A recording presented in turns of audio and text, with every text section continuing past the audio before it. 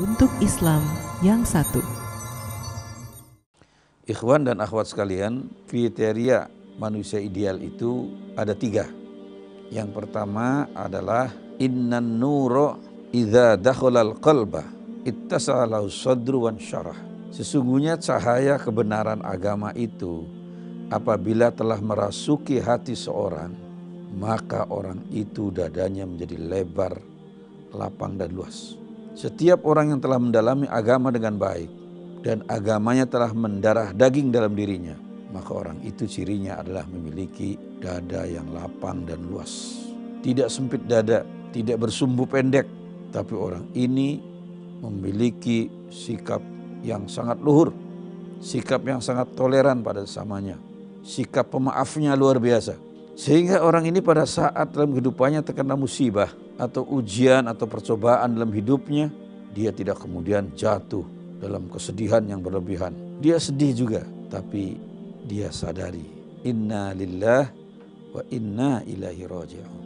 Kami semua berasal dari Allah dan hanya kepadanya lah kami semua kembali. Nah, dengan mengembalikan semua ini pada Allah SWT, maka tawakal orang ini nampak sekali. Dan kesabarannya juga muncul dalam kehidupan. Kemudian keikhlasan dalam hatinya juga dirasakan oleh orang lain. Sebaliknya kalau orang tidak mau menerima kenyataan, dia tidak ikhlas menghadapi kehidupan, dia akan tersiksa dunia dan akhirat. Bahkan banyak di antara mereka ketika dihina orang lain dengan hinaan yang menyakitkan, tapi dia malah tersenyum. Dalam hatinya mengatakan, sekiranya orang ini makiannya benar, semoga Allah mengampuni saya.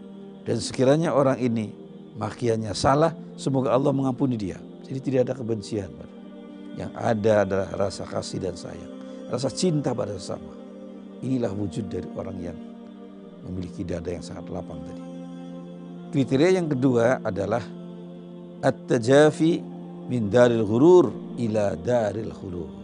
Orang tersebut selalu beranjak dari kehidupan yang penuh tipu daya, kehidupan yang penuh senda gurau, lahwun wala'ib. Dia menuju kehidupan yang sangat baik, menuju kehidupan yang kekal sejak di dunia. Mengapa menuju yang kekal? Artinya dia mengekalkan apa yang dia miliki supaya sampai ke akhirat. Allah Subhanahu wa taala berfirman dalam Al-Qur'an, "Ma 'indakum yanfadu, wa ma 'indallahi baq." Apa yang ada pada Anda sekalian bakal hilang, sirna, punah. Dan apa yang ada pada sisi Allah akan kekal. Nah, orang ini terus berusaha apa yang dimilikinya dikekalkan. Dengan jalan apa? Diletakkan di sisi Allah Subhanahu wa ta'ala. Harta kita misalnya, itu bakal sirna, hilang. Tapi kalau harta itu kita kekalkan dengan jalan diinfakkan, dimanfaatkan untuk kebaikan, maka harta itu gak hilang, kekal. Gak benar orang mengatakan, untuk apa harta? Toh tidak dibawa mati. Itu gak betul. Justru harta kita dibawa mati kalau kita mau. Dibawa sampai alam kubur kita. Di barzakh dibawa sampai yaumul qiyamah, sampai yaumul hisab dibawa. Dengan jalan diinfakkan di jalan Allah Subhanahu wa ta'ala. Ilmu yang kita miliki juga, kalau tidak diamalkan dan tidak diajarkan pada orang lain, bakal sirna. Ilmu itu hilang karena keadaannya sirron, tersembunyi, bahkan hilang ilmu. Tapi kalau ilmu itu diajarkan pada orang lain dan diamalkan dalam kehidupan sehari-hari, maka dia akan kekal juga. Anda mengajarkan seorang anak untuk membaca Al-Quran, dari awal sekali belajar sampai anak itu bisa baca Quran dengan baik, maka ilmu Anda bermanfaat. Setiap anak itu membaca Quran, Anda dapat bagian. Anak itu kemudian mendidik anak yang lain lagi. Dia dewasa punya banyak murid, sehingga dia mengajarkan murid dalam jumlah besar dari Al-Quran, ahli-ahli Quran. Anda dapat terus kiriman kebaikan. Bukan amal mereka, amal Anda sendiri. Nah, inilah gambaran-gambaran bagaimana kita harus berusaha untuk mengekalkan ilmu kita. Yang ketiga adalah wasti'dadan lil mauti qabla nuzulihi, yaitu orang tersebut telah mempersiapkan diri untuk kematiannya, bekal kematiannya sebelum mati itu datang padanya. Jadi sebelum kita dipanggil oleh Allah SWT, kita sudah punya bekal untuk ke akhirat.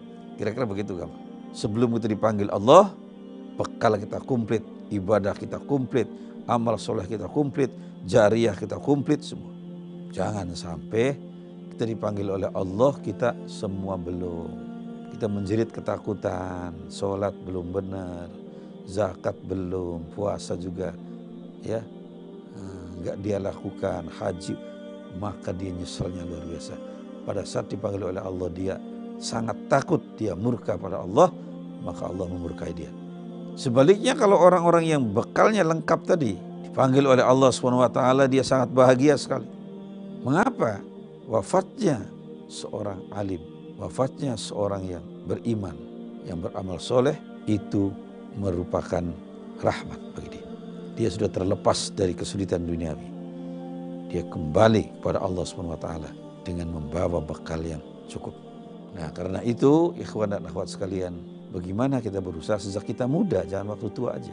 Perbaiki ibadah kita terus, lestarikan ibadah kita, jangan angin-anginan. Kalau lagi sedih, rajin ibadah. Kalau lagi senang, lupa ibadah. Atau sebaliknya, kalau senang rajin ibadah, kalau lagi sedih, malas ibadah. Jangan. Dalam kondisi apapun kita harus senantiasa bertakwa kepada Allah. Ittaqillaha haitsuma kunta, kata Nabi. Bertakwalah kamu kepada Allah dimanapun kamu berada dan dalam keadaan apapun kamu. Nah, dengan demikian maka bekal kita terus itu menabung semakin banyak. Kata Al-Quran, watazawwadu fa inna khairaz zadit taqwa. Dan berbekallah kamu sekalian, karena sungguhnya sebaik-baik bekal adalah bertakwa pada Allah SWT. Itulah bekal yang paling mulia. Karena itu ikhwan dan akhwat sekalian, kita harus terus berusaha meningkatkan amal soleh kita, meningkatkan ibadah kita, meningkatkan sedekah-sedekah kita, zakat kita dan lain sebagainya, sehingga kita betul-betul telah mempersiapkan diri. Sehingga ketika kita dipanggil oleh Allah SWT, kita langsung menyambut. Kita sangat bahagia sekali dipanggil oleh Allah. Karena kita akan kembali kepada-Nya, kembali pada alam kekekalan.